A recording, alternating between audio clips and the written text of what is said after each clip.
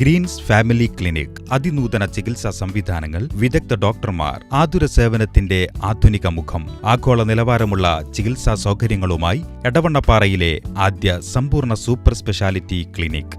Green's family clinic, Vazhakkad road, Edavannappara.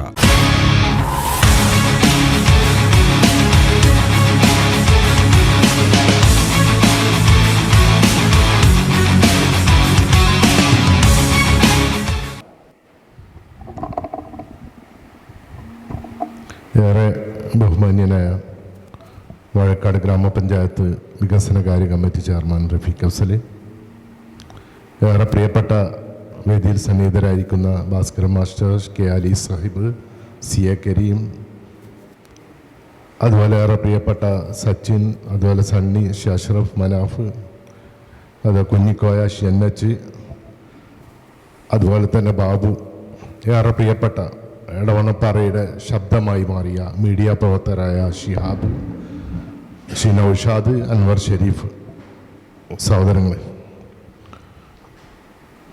ഇവിടെ ഇന്നത്തെ ചർച്ച എടവണ്ണപ്പാറയിൽ കഴിഞ്ഞ ദിവസമുണ്ടായ നിരന്തരമുണ്ടായിക്കൊണ്ടിരിക്കുന്ന അപകടവുമായി ബന്ധപ്പെട്ടുള്ളതാണ്. ഇതിന് ആദ്യമായിട്ട് നമ്മുടെ സിഗ്നലുമായി ബന്ധപ്പെട്ട കാര്യങ്ങൾ 2013-14 സ്ഥാപിച്ചതാണ്. നമ്മൾ ബഹുമാന്യനായ MLA KM മുഹമ്മദ് ഉണ്ണി ഹാജിയുടെ ആസ്തി ഫണ്ടിൽ നിന്നാണ് സിഗ്നൽ സ്ഥാപിച്ചത്. അന്ന് എടവണ്ണപ്പാറയെ സംബന്ധിച്ചിടത്തോളം ഇത്ര വലിയ തിരക്കില്ലാത്ത ഒരു കാലഘട്ടത്തിലായിരുന്നു ഈ സിഗ്നൽ സ്ഥാപിച്ചത്. അന്ന് സിഗ്നൽ സ്ഥാപിച്ചതിനെ പറ്റി എതിർപ്പും അതുപോലെ അനുകൂലമായും പ്രതികൂലമായിട്ടൊക്കെ ആളുകളോട് സംസാരിച്ച എടവണ്ണപ്പാറയിൽ എന്തിനിങ്ങനെ സിഗ്നൽ, അത് 2013 കഴിഞ്ഞു, 2024 കാലഘട്ടമായി. അതിനുശേഷമാണ് നമ്മൾ 2 പാലങ്ങളും വർഷങ്ങളായുള്ള ഈ പ്രദേശ കോഴിക്കോട് മലപ്പുറം ജില്ലകളെ ബന്ധിപ്പിക്കുന്ന 2 പാലങ്ങൾ കടന്നു വന്നത്. ആരെയും വിമർശിക്കാനോ മറ്റുള്ള കാര്യങ്ങളൊന്നും പറയില്ല. നമ്മൾ 2 പാലങ്ങൾ കടന്നു വരുമ്പോൾ അതിൻ്റെ അപ്രോച്ച് റോഡുകളുടെ സ്ഥിതി വിലയിരുത്തേണ്ടതായിരുന്നു. അത് വന്നു ചേരുന്ന ഭാഗങ്ങളൊക്കെ വീതി ഉണ്ടോ ഇല്ലയോ, എന്നാൽ അത് അത്തരം ഒരു കാഴ്ചപ്പാട് ഇത് കൊണ്ടുവന്ന ഭരണാധികാരികൾക്കുണ്ടായില്ല എന്നുള്ളത് പറയാതിരിക്കാൻ നിർവാഹമില്ല. എടവണ്ണപ്പാറയെ പോലുള്ള ആ 4 കൂടിയ ജംഗ്ഷൻ, ആ ജംഗ്ഷൻ വഴിയാണ് കുളിമാട് പാലത്തിലേക്കും എടവണ്ണപ്പാറ പാലത്തിലേക്കും വാഹനങ്ങൾ കടന്നു പോകേണ്ടത്. പക്ഷെ അതിനുള്ളൊരു സൗകര്യം നമ്മുടെ എടവണ്ണപ്പാറയിൽ, അനുദിനം വളർന്നുകൊണ്ടിരിക്കുന്ന എടവണ്ണപ്പാറയിൽ ഉണ്ടായിട്ടില്ല. നമ്മൾ തൊട്ടടുത്ത പ്രദേശത്ത് നമുക്കറിയാം, പാലം വന്ന് എടശ്ശേരിക്കടവ് പാലം തിരിയുന്ന ഭാഗങ്ങൾ നമുക്ക് പരിശോധിച്ചാൽ അറിയും എത്ര വാഹനങ്ങൾക്കും തിരിഞ്ഞു പോരാനുള്ള സൗകര്യം എടശ്ശേരിക്കടവ് പാലം തിരിഞ്ഞാൽ അവിടെ സൗകര്യപ്പെടുത്തിയിട്ടുണ്ട്. സൗകര്യപ്പെടുത്തൽ നമ്മൾ ഉണ്ടായിട്ടില്ല എന്ന്. പക്ഷേ എടവണ്ണപ്പാറ ടൗണിലേക്കായിട്ടില്ല. ബഹുമാന്യനായ MLA ഒക്കെ സംസാരിച്ചപ്പോൾ 2 ഭാഗം കൂടി പിന്നെ വീതി കൂട്ടേണ്ടതും, അതുപോലെ 4 ഭാഗവും വീതി കൂട്ടിയാൽ മാത്രമേ നമ്മൾ ഗതാഗത കുരുക്കിന് പരിഹാരമാവുള്ളൂ. സിഗ്നലുമായി ബന്ധപ്പെട്ട വിഷയം പിന്നെ നമ്മൾ ഇടയ്ക്കിടയ്ക്ക് അത് കത്തുകയും ദീർഘകാലം അത് കത്താതിരിക്കുകയും ചെയ്തു. ആ ഇടയ്ക്കാണ് ഇത് ആരാണ് ഇത് വെച്ചത് എന്ന് അന്വേഷണം കണ്ടെത്തി അടിയന്തരമായിട്ട് നടപടി കഴിഞ്ഞ 3 മാസങ്ങൾക്ക് മുമ്പ് ഇതിൻ്റെ കെൽട്രോണുമായിട്ട് ഞാൻ ബന്ധപ്പെടുകയും കെൽട്രോണിൻ്റെ കോഴിക്കോടുള്ള അതിൻ്റെ ഉദ്യോഗസ്ഥരല്ല, കോഴിക്കോട് ഇതൊക്കെ ഇതിൻ്റെ റിപ്പയർ പണി ചെയ്യുന്ന ആളെ കൊണ്ടുവന്ന് അത് റിപ്പയർ ചെയ്ത് ഒരു 14-13 ദിവസം അതൊന്ന് വീണ്ടും അത് കെട്ടുപോയി. അങ്ങനെ വീണ്ടും ഞാൻ അദ്ദേഹത്തെ വിളിക്കുകയാണ്, ഇങ്ങനെ കെട്ടുപോയിട്ട് നമുക്ക് എന്ത് ചെയ്യാൻ പറ്റും? അപ്പം അദ്ദേഹം പറഞ്ഞു ഞാനൊന്ന് വന്ന് നോക്കട്ടെ. അപ്പം ഞാനില്ലാത്തൊരവസരത്തിൽ അയാൾ ഇവിടെ വന്ന് നോക്കിപ്പോയപ്പോൾ പറഞ്ഞു അത് കുറച്ച് പണം വേണ്ടി വരും, അതിൻ്റെ സോളാറിന് ചെറിയ പ്രശ്നങ്ങളുണ്ട്, നിരന്തര വാഹനങ്ങളുടെ കുലുക്കവും മറ്റുള്ള വിഷയമൊക്കെ ആയതുകൊണ്ട് അതിന് ശാശ്വത പരിഹാരം കണ്ടെത്താൻ മെയിൻ്റനൻസ് ഫണ്ട് വേണമെന്ന് പറഞ്ഞു. ഈ വിഷയമായിട്ട് എന്താ വെച്ചാൽ എല്ലാ മറ്റുള്ള ലൈറ്റുകളെ പോലെ തന്നെ സിഗ്നൽ ലൈറ്റ് ഈ കാലഘട്ടങ്ങളിൽ ബന്ധപ്പെട്ട മുൻ ബ്ലോക്ക് പഞ്ചായത്ത് മെമ്പറും അതുപോലെ പലരും MLA അടക്കം പറഞ്ഞത് വാഴക്കാട് ഗ്രാമപഞ്ചായത്ത് അത് നന്നാക്കാനുള്ള നടപടി ഉണ്ടാകും, അതിൻ്റെ തീരുമാനങ്ങളുണ്ടാവും പറഞ്ഞു. പക്ഷേ 2013-14 അങ്ങനെയാണ് ബഹുമാന്യ വികസന സ്റ്റാൻഡിംഗ് കമ്മിറ്റി ഞങ്ങൾക്ക് ആലോചിച്ച് ഒരു 75,000 രൂപക്ക് വരുന്ന 1 ലക്ഷം രൂപ ഇതിൻ്റെ മെയിൻ്റനൻസിന് വേണ്ടി ഞങ്ങൾ ഫണ്ട് വകയിരുത്തി DPCയിൽ അംഗീകാരം വാങ്ങി. അങ്ങനെ അത് ഗ്രാമവികസന വകുപ്പ് ഇതിന് വെറ്റിംഗ് കിട്ടാൻ കൊടുക്കുമ്പോഴാണ് ഇതിന് നിങ്ങൾ ഇത് വാഴക്കാട് ഗ്രാമപഞ്ചായത്ത് ഏറ്റെടുത്തതായിട്ടുള്ള രേഖ വേണമെന്ന് പറയുന്നത്. അപ്പോൾ ആ രേഖ പരിശോധിച്ചപ്പോൾ ഇതിൻ്റെ 2013-14 ഞങ്ങൾ ഓർമ്മയില്ല, അപ്പോൾ അവിടെ നോക്കിയ 2013-14 കാലഘട്ടങ്ങളിലാണ് ഇത് വന്നത് എന്നുള്ളത് അലിയാക്കടക്കമുള്ള ആളുകൾ പറഞ്ഞു. അപ്പോൾ എന്താ വെച്ചാൽ അതിൻ്റെ ഒരു രേഖ വാഴക്കാട് ഗ്രാമപഞ്ചായത്തിൽ ഏതൊരു ലൈറ്റ്, ഇപ്പം നമ്മൾ മറ്റേ സ്ട്രീറ്റ് മെയിൻ ലൈറ്റ് ഏത് ലൈറ്റ് എടുക്കുകയാണെങ്കിൽ ഗ്രാമപഞ്ചായത്ത് തീരുമാനം ഉണ്ടാവും. അതിൻ്റെ മെയിൻ്റെനൻസ് പണി വാഴക്കാട് ഗ്രാമപഞ്ചായത്ത് ഏറ്റെടുത്തിരിക്കുന്നു.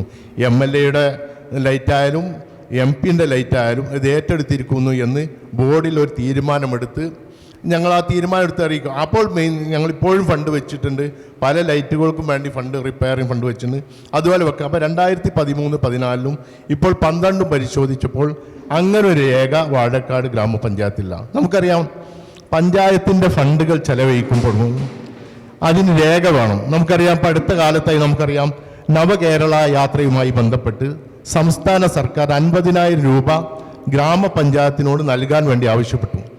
പക്ഷേ അത് നൽകാൻ വാഴക്കാട് ഗ്രാമപഞ്ചായത്ത് തീരുമാനം നൽകാൻ കഴിയില്ല എന്ന് പറഞ്ഞു. കാരണം അങ്ങനെ ഒരു ഫണ്ട് എടുത്ത് ചെയ്യാൻ ഇതിൻ്റെ പഞ്ചായത്ത് രാജ് നിയമപ്രകാരവും അതിന് വകുപ്പില്ല എന്നുള്ളത് കൊണ്ട് തന്നെ അങ്ങനെ തീരുമാനം. പിന്നീട് നമ്മൾ 2 ദിവസം കഴിഞ്ഞപ്പോഴാണ് കോടതി വരിക.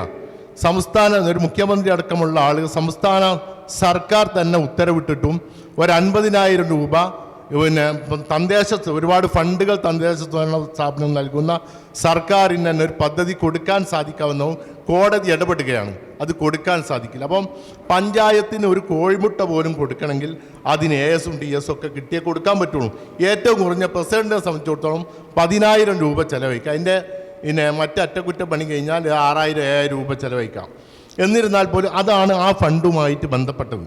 ഇവിടെ അപകടങ്ങൾ ഉണ്ടാകുന്ന മറ്റൊരു കാരണം, ഇപ്പോൾ വീണ്ടും നമ്മൾ ഈ അപകടം ഉണ്ടായ ദിവസം പൂർണ്ണമായിട്ടും പിന്നെയും മറ്റ് മാർഗങ്ങൾ ആലോചിച്ചു. കെൽട്രോണിൻ്റെ ആളുകളുമായി ബന്ധപ്പെട്ട് എത്ര രൂപ അതിന് ചെലവ് വരും, അത് സ്പോൺസർഷിപ്പ് വഴിയൊക്കെ തേടാ എന്നുള്ള നില ഇപ്പോൾ പറഞ്ഞ വെറ്റിംഗ് കിട്ടാത്തൊരു സാഹചര്യത്തിൽ എത്ര റുപ്യ വരും എന്നുള്ള അന്വേഷണത്തിനിടയിലാണ് ഇവിടെ വീണ്ടും ഒരു അപകടം ഉണ്ടായത്. അപ്പോഴാണ് വീണ്ടും കെൽട്രോണിലെ ആളുകളെ കൊണ്ടുവന്ന് പരിശോധിച്ചപ്പോൾ അതിൻ്റെ എന്തായാലും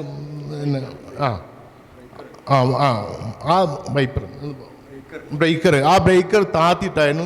അയാൾ വന്ന് പൊന്തിച്ചപ്പോൾ ആ ബ്രേക്കർ കത്തുകയും ചെയ്തു, സിഗ്നൽ ലൈറ്റ് കത്തുകയും ചെയ്തു. അപ്പോൾ ആരോ ഇതിൻ്റെ ഒക്കെ പിന്നിലുണ്ട്. നമുക്കറിയാം ഇവിടെ ലൈറ്റ് കത്തുമ്പോഴത്തെ പലരും ബേജാറായിട്ട് എന്താ വെച്ചാൽ അത് വേണ്ട, നമുക്ക് ഏതെങ്കിലും ഒന്ന് ലൈറ്റ് കത്തിയാൽ മതിയുള്ള ഒരു സാമൂഹ്യ വിരുദ്ധരുടെ ഒരു അതിൻ്റെ പിന്നിലുണ്ട്. ഏതായാലും വളരെ ദൗർഭാഗ്യകരമാണ് നമുക്ക് ഈ വിഷയം. പഞ്ചായത്തിനെ സംബന്ധിച്ചിടത്തോളം ഒരു ഫണ്ട് ചെലവഴിക്കപ്പെടുന്നതിന് ഇത്തരത്തിലുള്ള മാനദണ്ഡങ്ങളൊക്കെ ഉണ്ട് എന്നുള്ള എല്ലാവർക്കും അറിയാം. ഇനിയിപ്പോൾ നമ്മൾ ഇതുണ്ടായതിൻ്റെ ശേഷം നമുക്കറിയാം എടവണ്ണപ്പാറയുടെ നമ്മൾ ഒരുപാട് യോഗങ്ങൾ വിളിച്ചു, ഇറക്കി കെട്ടിയത് ഒഴിവാക്കാൻ പറഞ്ഞു. കച്ചവടക്കാരെ വിശ്വാസത്തിൽ എടുത്തുകൊണ്ട് തന്നെ ബിൽഡിംഗ് ഓണേഴ്സ് വിശ്വാസം എടുത്തുകൊണ്ട് തന്നെ അവർ അവധികളൊക്കെ പറഞ്ഞ് കേട്ട് 1, 2, 3 കച്ചവടക്കാർ നീക്കിയെന്നല്ലാതെ ഒരാളും അത് നീക്കിയിട്ടില്ല. അപ്പോൾ അതിൻ്റെ അനന്തര നടപടികൾ ഇപ്പോഴും ഞങ്ങളൊരു വക്കീലിനെ കണ്ടൊക്കെ ആലോചിച്ച് നോക്കാം. അതിന് നമ്മൾ ഗ്രാമപഞ്ചായത്തിൻ്റെ ഭാഗത്തുനിന്ന് വീഴ്ച വന്നു എന്ന് ഞാൻ പറയില്ല. പക്ഷേ ഞങ്ങൾ ചെറിയ പോരായ്മ എന്ന് വെച്ചാൽ ഇവിടെ പൊതുസമൂഹമൊക്കെ എടുത്ത് വ്യാപാരികളുടെയും കണക്കിലെടുത്തുകൊണ്ട് മാറ്റാൻ പല വ്യാപാരികളും തയ്യാറായിട്ടുണ്ടായിരുന്നു. പക്ഷേ ഇടയ്ക്ക് വന്ന പല പോരായ്മകളുടെ ഒരു ഭാഗമാണ് എന്ന് വെച്ചാൽ നമ്മളൊരു ഓപ്പറേഷൻ ചെല്ലുമ്പോൾ അതിൻ്റേതായ ഒരു പ്രയാസങ്ങളുണ്ട്. എന്നിരുന്നാൽ പോലും ഇപ്പോഴും പ്രധാനപ്പെട്ട 3-4 കടകൾക്ക് ബിൽഡിംഗ് ഓണേഴ്സിന് ഞങ്ങൾ നോട്ടീസ് കൊടുത്തിട്ടുണ്ട്. അതിൻ്റെ അനന്തര പണി നടന്നുകൊണ്ടിരിക്കാം.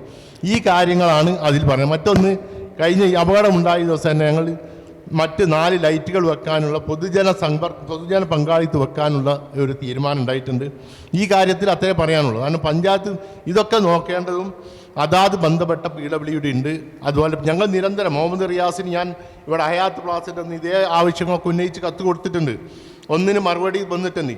ഏത് സർക്കാരിൻ്റെ ഭാഗത്ത് ഏത് കത്തയച്ചാലും അതിൻ്റേതായ താമസമുണ്ടാകും.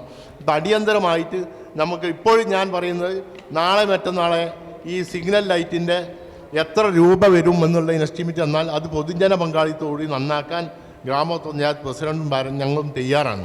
ഇത്രയാണ് ഈ കാര്യത്തിൽ പറയാനുള്ളത്. മറ്റൊരു കാര്യം കൂടി, നമ്മളെ വികസനത്തിനനുസരിച്ച് എടവണ്ണപ്പാറയുടെ ഒന്ന് ബൈപ്പാസ് റോഡോ ആ ബൈപ്പാസ് റോഡിൻ്റെ ശ്രമവും നമ്മൾ ഏറെക്കുറെ സ്ഥലങ്ങളൊക്കെ ഉണ്ട്. പക്ഷേ അത് ചെറിയ പ്രശ്നങ്ങൾ കൊണ്ട് നിൽക്കുകയാണ്. അതൊക്കെ ചർച്ച ചെയ്യണമെങ്കിൽ ആദ്യം അതിൻ്റെ സ്ഥലങ്ങളും കാര്യങ്ങളൊക്കെ കിട്ടണം. അപ്പോൾ എടവണ്ണപ്പാറയുടെ 4 ഭാഗം റോഡ് വീതി കൂട്ടി ട്രാഫിക് പ്രശ്നം പരിഹരിച്ചാൽ മാത്രമേ നമ്മൾ അപകടത്തിനൊരു പരിഹാരമുണ്ടാവുന്നു. പിന്നെ മറ്റൊന്ന് പറയാതിരിക്കാന്നുള്ളതല്ല, നമ്മൾ ഈ അപകട ജംഗ്ഷനൊക്കെ ഉണ്ടെങ്കിൽ നമുക്കറിയാം സിഗ്നൽ ലൈറ്റൊക്കെ പലയിടത്തും ഇത് ഒരു ഇലക്ട്രോണിക് സംവിധാനം, വണ്ടി പോണതിൻ്റെ ഇത് കത്താതാവും. ഞാൻ പല സ്ഥലത്തും ആവും, കീശ്ശേരി കത്തുന്നില്ല, പല സ്ഥലത്തുണ്ട്. അപ്പോൾ ഇതൊക്കെ അതിന്, പക്ഷേ അമിത വേഗതയും അശ്രദ്ധയും അപകടത്തിനും ഒരു കാരണമല്ല എന്ന് പറയാതിരിക്കാൻ സാധിക്കില്ല. ഏതായാലും ഗ്രാമപഞ്ചായത്തിനെ സംബന്ധിച്ചിടത്തോളം ഇത്തരം കാര്യങ്ങളൊക്കെ ശ്രദ്ധ പതിപ്പിച്ചിട്ടുണ്ട്. താമസങ്ങൾ സർക്കാർ ചെയ്ത പരിപാടികൾ ഏതായാലും ചെറിയ ചെറിയ താമസങ്ങൾ ഉണ്ടാവും. ഏതായാലും സിഗ്നൽ ലൈറ്റ് നന്നാക്കാൻ ഞങ്ങൾ ഫണ്ട് വിനിയോഗിക്കാൻ സാധിച്ചില്ലെങ്കിലും പൊതുജന പങ്കാളിത്തത്തോടെ സിഗ്നൽ ലൈറ്റ് സ്ഥാപിക്കുമെന്ന് പറയാനുണ്ട്. Okay, thank you. വാർത്തകൾ നേരത്തെ അറിയാൻ ഫേസ്ബുക്ക് പേജ് ലൈക്ക് ചെയ്യൂ, ചാനൽ സബ്സ്ക്രൈബ് ചെയ്യൂ.